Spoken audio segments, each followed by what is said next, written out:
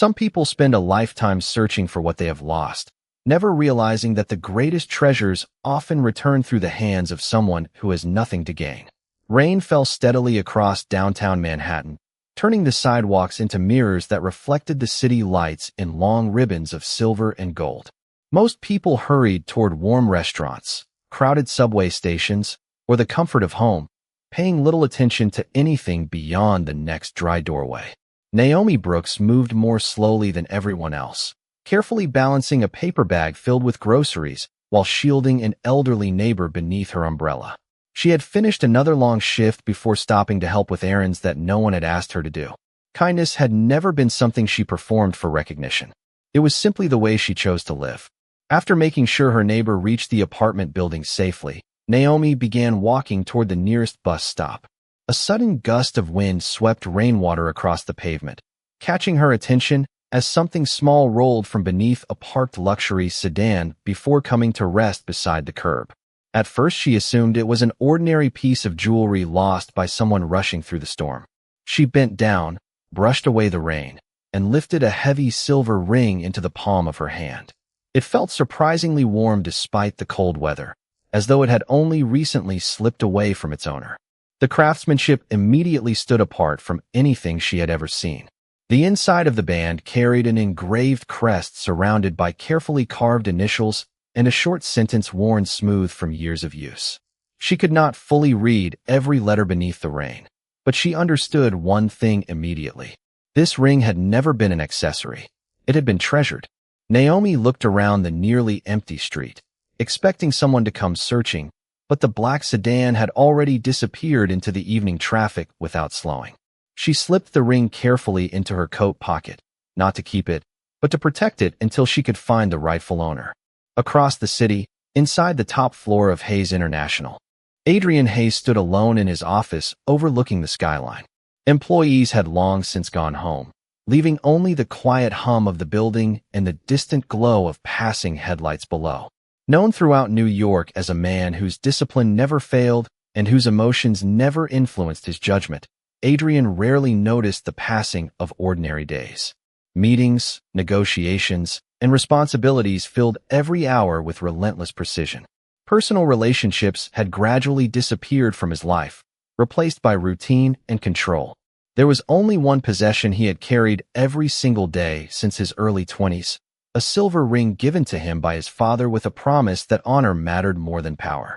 As Adrian reached for his overcoat before leaving the office, his hand instinctively searched for the familiar weight that should have rested against his finger.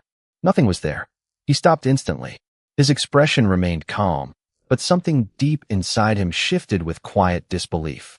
Security personnel searched the executive floor, the elevators, and the underground garage before expanding their efforts throughout every place Adrian had visited that afternoon. Hours passed without success. Most people assumed another expensive replacement could be made within days. Adrian knew better. Some things carried memories that no jeweler could recreate. Meanwhile, Naomi arrived home, placed the silver ring inside a small wooden box to keep it safe, and quietly promised herself that tomorrow she would begin searching for its owner, completely unaware that the simple decision she had just made was about to change two lives in ways neither of them could possibly imagine. The following morning, the rain had disappeared, leaving New York wrapped in the crisp brightness that often followed a storm. Naomi woke before sunrise, prepared breakfast for her mother, and carefully placed the small wooden box containing the silver ring inside her canvas handbag before leaving for work. Throughout the bus ride across the city, her thoughts kept returning to the mysterious engraving hidden inside the band. Whoever had owned it had carried it for many years. The smooth edges and softened lettering spoke of countless ordinary days rather than special occasions. She could not imagine how worried that person must have felt after realizing it was gone. During her lunch break, Naomi visited several nearby businesses along the same avenue where she had found the ring. She quietly asked receptionists, security guards, and store managers whether anyone had reported losing a distinctive silver ring with a family crest engraved inside. Most people politely shook their heads. One elderly florist suggested turning it over to the police, while another shop owner admired the craftsmanship and remarked that it looked valuable enough to change someone's life if sold. Naomi smiled gently before answering. It already belongs to someone. I am only borrowing it until they find their way back. Meanwhile, inside Hayes International, Adrian had canceled 2 important meetings for the first time in years. His executive team exchanged surprised glances, but respected his decision without question. Every member of the security division had received photographs of the ring along with instructions to review surveillance footage from every location Adrian had visited the previous afternoon. Hour after hour, they searched entrances, elevators, sidewalks, and parking areas without success. Adrian remained composed, but those who had worked beside him long enough noticed the unusual silence that followed him throughout the day. He was not angry. He was disappointed in himself. The ring had been entrusted to him by the one man who taught him that integrity should never depend upon circumstances.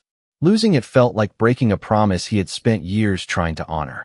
Late that afternoon, Naomi finally decided to examine the engraving more carefully beneath better light. Using a small magnifying glass borrowed from the community center where she volunteered twice each week, she slowly read the worn inscription hidden inside the silver band. Beneath the family crest appeared the initials A.H., followed by a single sentence that immediately captured her attention. Honor outlives fortune. The words felt less like decoration and more like a personal belief carried across generations. Curious, Naomi searched public business records for companies connected to the unusual crest. After several minutes, one article displayed the identical symbol beside the name Hayes International. The accompanying photograph showed Adrian Hayes standing before the company headquarters during a charitable foundation event. Naomi looked back at the ring, then at the article, quietly realizing she had finally found its owner. She knew his reputation. Newspapers described him as brilliant, disciplined, and emotionally distant. Social magazines often called him the coldest businessman in Manhattan because he never attended glamorous events with companions and rarely granted interviews outside professional matters. None of those stories influenced her decision. To Naomi, he was simply the person who had lost something precious. She located the public contact information for Hayes International, called the main reception desk, and politely explained that she believed she had found an item belonging to Mr. Hayes. The receptionist paused for several seconds before asking her to describe it. Naomi carefully mentioned only the engraved crest without revealing every detail. Moments later, the receptionist's calm professional tone changed completely. "Please remain available," she said softly. "Someone from Mr. Hayes' office will contact you very soon." Naomi ended the call, placed the ring safely back inside the wooden box, and looked out the community center window as the afternoon sunlight settled across the city. She believed she was simply returning a lost possession. She had no way of knowing that, at that exact moment, someone inside Hayes International had just informed Adrian that a complete stranger might be holding the one piece of his past he believed had disappeared forever. Early the next morning, Adrian arrived at Hayes International long before the first employees entered the building. The city beyond his office windows slowly awakened beneath a pale winter sunrise, but his attention never drifted from the small conference room where he had asked his executive assistant to prepare a private meeting. He had given only one instruction. The woman who found the ring was to be welcomed with complete respect and without unnecessary attention. No photographers. No security interviews beyond routine identification. No dramatic display of gratitude. He wanted only to understand how someone he had never met had chosen honesty when so many others might have chosen opportunity instead. Across the city, Naomi stepped through the revolving doors of Hayes International carrying the familiar wooden box inside her handbag. The polished marble lobby reflected the morning light, while employees moved quietly between elevators with the practiced confidence of people beginning another busy day. A receptionist greeted her warmly before escorting her to a comfortable waiting lounge overlooking the Hudson River. Naomi accepted a cup of coffee with quiet appreciation and patiently waited without appearing nervous. She had not come to meet one of New York's most influential businessmen. She had come to return something that had never belonged to her. Several minutes later, the conference room door opened. Adrian entered alone, dressed in a charcoal suit that reflected the same discipline for which he had become known throughout the business world. His expression remained calm, yet the moment his eyes settled upon the wooden box resting on the table, something almost imperceptible softened within them. Naomi stood politely and offered a respectful smile before placing the box between them. "I believe this belongs to you," she said gently. Adrian opened the lid with remarkable care. The silver ring rested exactly as he remembered it, every engraved detail untouched despite the days it had spent in someone else's possession. He lifted it slowly, turning the familiar inscription toward the morning light before sliding it back onto his finger. For several quiet seconds, neither of them spoke. The silence carried gratitude that words struggled to express. Finally, Adrian looked toward Naomi. "Do you understand what this ring is worth?" Naomi nodded thoughtfully. "To someone else, it could be worth a great deal of money. To you, it is worth far more than that." Adrian studied her carefully. Most people who entered his office eventually mentioned contracts, opportunities, donations, introductions, or favors. Naomi mentioned none of those things. Instead, she reached for her coat as though preparing to leave. Adrian frowned slightly. "You are not interested in a reward?" Naomi smiled with quiet sincerity.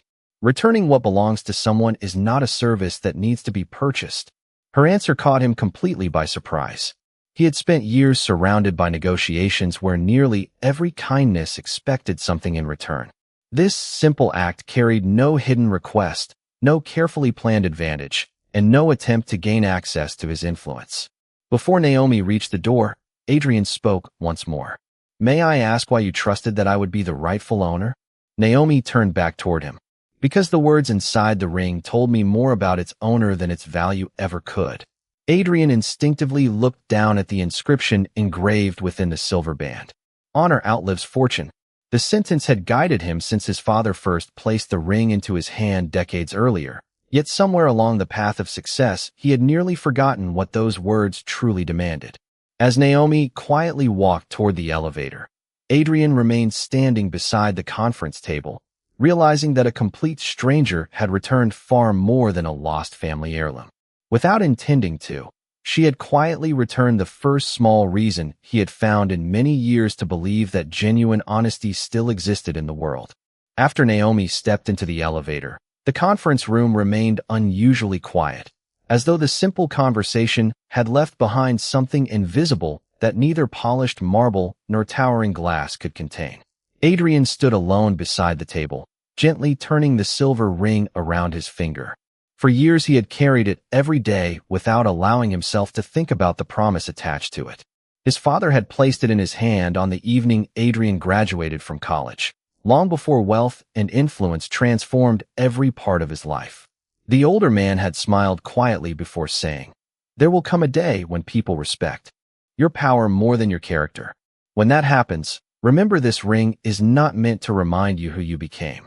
It is meant to remind you who you promised to remain." Adrian had never forgotten those words. He had simply buried them beneath years of responsibility, disappointment, and careful distance from anyone who tried to enter his private life. Returning to his office, he opened the small wooden box Naomi had used to protect the ring. Inside, resting beneath a folded piece of soft cloth, he noticed a handwritten note he had not seen before. There was no signature, only one simple sentence written in neat, careful handwriting. "I hope this reached you in exactly the condition you remembered." Adrian read the sentence several times before carefully folding the note and placing it beside an old family photograph inside his desk drawer. No request for a reward, no telephone number, no invitation to meet again, just quiet respect for something that mattered deeply to another human being. Later that afternoon, curiosity led Adrian to ask his executive assistant whether anything was known about the woman who had returned the ring. The assistant explained that Naomi Brooks worked full-time at a neighborhood community center while also caring for her elderly mother. Several weekends each month she volunteered at a local food pantry and regularly helped senior residents with grocery shopping, transportation, and medical appointments. She had never appeared in newspapers, never accepted public recognition, and had quietly declined several community awards over the years because she believed kindness lost something valuable the moment it became a performance. Adrian listened without interrupting. None of the information sounded extraordinary by the standards of the world he occupied, yet somehow it impressed him far more than business achievements or social status ever had. That evening, instead of returning directly home, Adrian asked his driver to take a different route through the city. As the car passed the community center where Naomi worked, he noticed people of every age greeting her with genuine affection. A young boy proudly showed her a drawing he had finished after school. An elderly man laughed as she carried 2 heavy grocery bags toward his apartment building. A tired mother accepted a donated winter coat with grateful eyes while Naomi quietly knelt beside her child to zip the jacket before they walked away, smiling together. No cameras followed those moments. No speeches celebrated them. They existed simply because compassion had become part of Naomi's ordinary routine. Adrian remained inside the car without introducing himself or interrupting the peaceful scene unfolding beyond the window. Watching quietly from a distance, he realized something that unsettled him more deeply than losing the ring ever had. Throughout his life, he had believed trust disappeared because people eventually revealed selfish intentions. Yet the woman who had every opportunity to benefit from his wealth had chosen honesty before she even knew his name.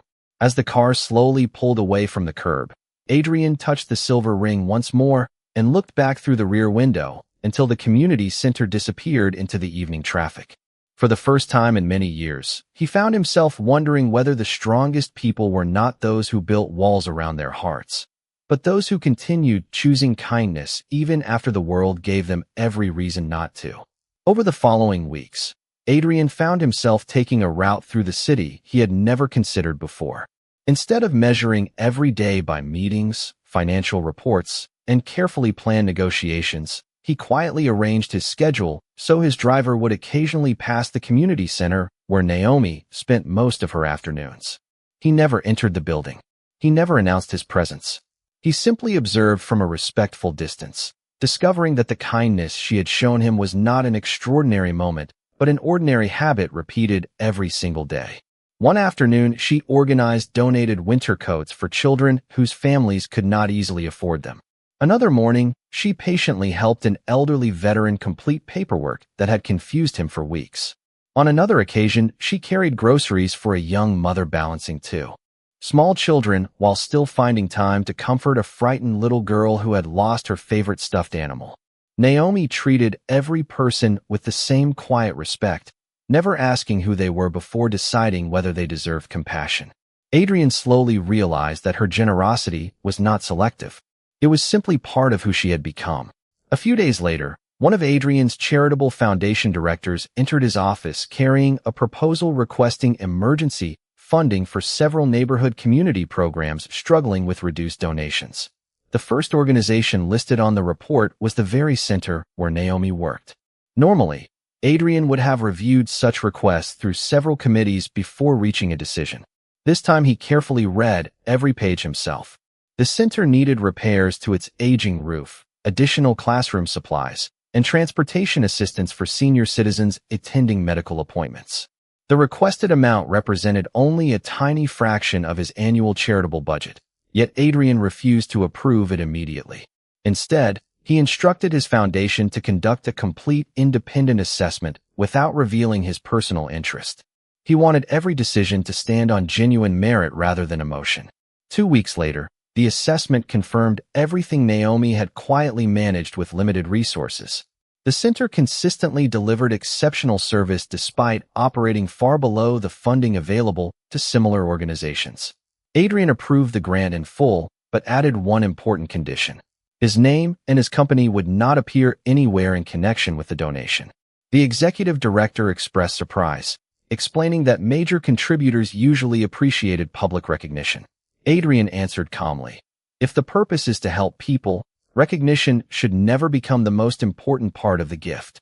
Several days later, Naomi attended a staff meeting where the director announced that an anonymous donor had fully funded the center's immediate needs and several future programs. The room filled with relieved smiles and grateful applause. Naomi quietly celebrated with everyone else, never wondering who had made the contribution because she believed kindness did not become more meaningful after discovering its source. Across the city, Adrian received a short progress report confirming that construction would begin within the month. He read the document, closed the folder, and returned to work without mentioning it to anyone. For the first time in many years, Helping another person without expecting acknowledgement brought him a sense of peace that business success had never managed to provide. As evening settled over Manhattan, Adrian looked once again at the silver ring resting comfortably on his hand. He realized that Naomi had never tried to change him through advice or persuasion. She had changed him simply by reminding him that integrity still existed in ordinary people living ordinary lives. And somewhere beyond the glowing skyline, completely unaware of the quiet influence she had already created, Naomi continued offering small acts of kindness that asked for nothing in return while gently transforming a heart that had once believed trust could never be found again. Several weeks passed peacefully until one unexpected visitor arrived at the community center carrying an offer that immediately drew everyone's attention. He introduced himself as a representative from a consulting firm that claimed to support charitable organizations through generous private sponsorships. His polished smile and expensive suit impressed several volunteers, but Naomi welcomed him with the same quiet courtesy she offered every guest who entered the building. After touring the classrooms and speaking with staff members, the visitor eventually asked whether they could continue their conversation somewhere more private. Naomi agreed, leading him into a small meeting room overlooking the playground where children laughed beneath the afternoon sun. The visitor complimented her dedication before placing a sealed envelope on the table between them. "Someone believes you have recently become acquainted with Adrian Hayes," he said calmly. Naomi looked at the envelope without touching it. "I met him only once." The man smiled politely. "Sometimes one meeting is enough to create an opportunity." He gently pushed the envelope toward her. Inside rested a cashier's check worth $200,000 along with a business card carrying no company logo, only a private telephone number. "No one is asking you to do anything dishonest," he continued. "We simply hope you might share small details about Mr. Hayes. His schedule, his habits, the people he trusts. Information that seems ordinary to you could be valuable to someone conducting legitimate business research." Naomi quietly closed the envelope and slid it back across the table without even glancing at the amount again. "You came to the wrong person," she answered with gentle certainty. The visitor remained composed. "Please think carefully. This money could change your mother's life. It could renovate this entire community center. It could solve problems that kindness alone cannot fix." Naomi smiled kindly, but her decision never changed. "If I accepted money by betraying someone's trust, every good thing purchased with it would remind me how it was earned. I could never call that help." The room fell silent. The visitor studied her face for several long moments before gathering the envelope and standing to leave. Most people would not refuse an opportunity like this. Naomi opened the meeting room door for him with the same respect she had shown when he arrived. "Then I hope they find someone else." Unknown to both of them, the entire conversation had already reached Adrian before sunset. His chief of security had quietly noticed unfamiliar individuals making repeated inquiries about the community center during the previous week and had arranged discreet protective monitoring without interfering in Naomi's daily life. When the report arrived on Adrian's desk, it included only verified facts. Naomi had refused the money immediately. She had disclosed nothing. She had never attempted to contact Adrian afterward or use the incident for personal advantage. Adrian read every page slowly before placing the report beside the silver ring resting on his desk. For a long time, he remained completely still, remembering how many influential people had approached him over the years claiming loyalty while quietly pursuing their own interests. Yet the one person who owed him absolutely nothing had protected his privacy without hesitation and without expecting anyone would ever know. As evening settled across the skyline, Adrian looked through the office window toward the city stretching beneath the fading light. He realized that trust was never built through grand promises or impressive words. It was built through quiet decisions made when no one appeared to be watching. And somewhere across New York, completely unaware that her integrity had just been tested, Naomi finished another ordinary day believing she had simply done the only thing her conscience would ever allow. The following afternoon, Adrian asked his driver to stop in front of the community center instead of waiting across the street as he had done so many times before. There was no formal invitation and no carefully prepared speech. For weeks, he had watched Naomi choose integrity when no one expected her to do so. and he realized that continuing to observe from a distance had become another way of hiding behind the walls he had spent years building. Children were leaving an after-school reading program as he stepped onto the sidewalk. Volunteers carried boxes of donated books toward a storage room, while parents exchanged grateful smiles with the staff. Naomi stood near the entrance, helping a little boy zip his winter coat before gently reminding him not to forget the library book tucked beneath his arm. She looked up only after hearing someone quietly say her name. For a brief moment, surprise crossed her face before she greeted Adrian with the same calm kindness she had shown during their first meeting. "It is good to see you again," she said warmly. Adrian returned a small smile. "I hope I am not interrupting your work." Naomi glanced around the busy hallway. There is always work to do, but there is always time for a conversation. They walked slowly into the community garden behind the building, where bare trees stretched toward a pale blue winter sky. Wooden benches surrounded a small fountain that had been turned off for the season, leaving only the gentle sound of birds settling among the branches. Adrian remained quiet for several moments before speaking. "Someone recently approached you with an offer involving me." Naomi looked at him without surprise. "So you already know." Adrian nodded. "I know enough to understand that you refused without hesitation." Naomi lowered her eyes briefly before answering. "Trust is not something a person should sell. Once it has a price, it no longer deserves the name." Adrian felt those words settle deeply within him because they echoed the lesson engraved inside the silver ring resting on his hand. He slowly turned the band with his thumb before looking toward the quiet garden. "My father used to tell me that character is measured by the choices people believe no one will ever discover." Naomi smiled softly. "He sounds like someone who understood life very well." Adrian's expression grew thoughtful. "He did. After he passed away, I convinced myself that keeping people at a distance was the safest way to honor everything he taught me. I believed that if I trusted no one, I could never be disappointed again." Naomi did not rush to answer. She simply listened, allowing the silence to become a place where honesty could breathe. Finally, she spoke with gentle understanding. "Protecting your heart is understandable. Locking it away forever is different." Adrian looked at the fountain where sunlight reflected across the still water gathered inside its stone basin. "I spent years believing every act of kindness came with hidden expectations. Then a stranger returned the one thing I thought I had lost forever, refused a reward, protected my privacy, and never asked for anything in return." Naomi laughed quietly, not from embarrassment, but from simple humility. "I only returned what belonged to you." Adrian shook his head gently. "No, you returned something much larger than a ring." Before Naomi could respond, several children ran through the garden, chasing one another with cheerful laughter, filling the quiet space with effortless joy. Adrian watched them for a long moment before realizing that, for the first time in many years, the walls around his heart no longer felt as permanent as they once had, and he quietly wondered whether the greatest courage was never found in refusing to trust again, but in choosing to believe that goodness still deserved the chance to be welcomed inside. The conversation in the community garden stayed with Adrian long after he returned to his office. For years he had believed that strength came from never allowing another person close enough to disappoint him. Yet every memory of Naomi quietly challenged that belief without asking him to change. She had never questioned his decisions, never criticized the walls he had built around his life, and never tried to earn his trust through carefully chosen words. She had simply lived with the same honesty every single day, allowing her actions to speak more clearly than promises ever could. Early the following week, Adrian invited Naomi to meet him once more, this time at a small botanical conservatory overlooking Central Park.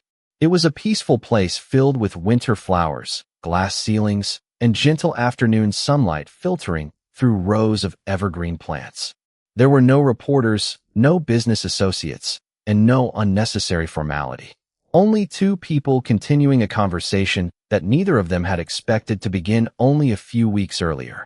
As they walked slowly through the quiet pathways, Adrian stopped beside a small reflecting pool where bright koi fish moved gracefully beneath the water. He looked down at the silver ring resting on his hand before carefully removing it for the first time since Naomi had returned it. Holding it in his open palm, he turned toward her with quiet sincerity. "This ring has reminded me of my father for many years," he said softly. "Recently, It reminded me of something else. It reminded me that honor survives only when someone chooses to practice it. Naomi listened without interrupting. Adrian extended his hand toward her, offering the ring with complete trust. I want you to keep it. Naomi looked at the ring for several silent moments before gently shaking her head. It was never meant to belong to me. Adrian smiled faintly. You protected it better than I did. Naomi carefully closed his hand around the silver band once again. Your father gave you more than a family heirloom. He gave you a promise. I could never carry that promise in your place. Adrian lowered his eyes, feeling the quiet wisdom inside her words. She continued gently. When I found the ring, it represented something that had been lost. Today it represents something that has been found again. It belongs exactly where it is. Neither of them spoke for several moments. Around them, visitors wandered peacefully through the conservatory, admiring blooming orchids and winter roses without realizing that a far quieter transformation had just taken place nearby. Adrian slowly placed the ring back onto his finger, but this time its familiar weight felt different. It no longer reminded him only of the past or of promises made to someone who was gone. It reminded him that trust was still possible because integrity still existed. As they continued walking together, Adrian noticed how naturally the conversation flowed without business, negotiation, or expectation. They spoke about favorite books, neighborhood traditions, community projects, and simple childhood memories that shaped the people they had become. For the first time in longer than he could remember, Adrian did not feel the need to protect every thought before sharing it. Naomi never tried to fill the quiet moments with unnecessary words. She simply allowed them to exist, understanding that genuine trust often grew strongest inside peaceful silence. As the afternoon sunlight settled across the glass ceiling above them, Adrian quietly realized that returning the ring had never been the greatest gift Naomi offered him. The greatest gift was showing him that a guarded heart did not become stronger by remaining closed forever. Sometimes it became stronger only after finding the courage to open once again. Spring arrived quietly across New York, bringing fresh leaves to the trees lining the city streets and filling neighborhood parks with families eager to welcome warmer days. Months had passed since a simple act of honesty placed a lost silver ring back into the hands of its rightful owner, yet its greatest journey had never been about the distance it traveled. It had always been about the heart it quietly transformed along the way. Hayes International continued thriving, but people inside the company gradually noticed subtle changes in the man who led it. Adrian still expected excellence, still honored discipline, and still approached every decision with careful thought, yet something gentler had begun shaping the atmosphere around him. Employees discovered that their ideas received more patient attention, charitable partnerships expanded beyond previous expectations, and community organizations once overlooked now found unexpected support through anonymous contributions that never carried his name. Those closest to Adrian recognized the difference, but very few understood where it had begun. Naomi continued living exactly as she always had. She still greeted neighbors with the same warm smile, still helped elderly residents carry groceries, still organized reading programs for children, and still believed that kindness only mattered when it expected nothing in return. She never told anyone about the silver ring, the private meetings, or the quiet friendship that had slowly grown from one honest decision. To her, those moments belonged where all sincere acts of goodness belonged, safely inside the ordinary rhythm of daily life rather than displayed for admiration. One Saturday afternoon, the community center celebrated the completion of its newly renovated classrooms. Families filled the courtyard while children proudly showed visitors colorful artwork hanging on freshly painted walls. Volunteers laughed together beneath strings of simple lights, grateful for improvements that allowed them to serve even more people. Among the guests stood Adrian, dressed without the formal appearance that usually accompanied his public life. He arrived quietly, carrying nothing except a small box wrapped in plain brown paper. When the celebration settled into comfortable conversation, Adrian found Naomi standing near the garden where flowers had begun blooming after the long winter. He handed her the package without ceremony. Inside rested a handcrafted wooden frame holding the handwritten note she had once tucked beneath the silver ring. Carefully preserved beneath glass, the simple sentence remained exactly as she had written it. I hope this reached you in exactly the condition you remembered.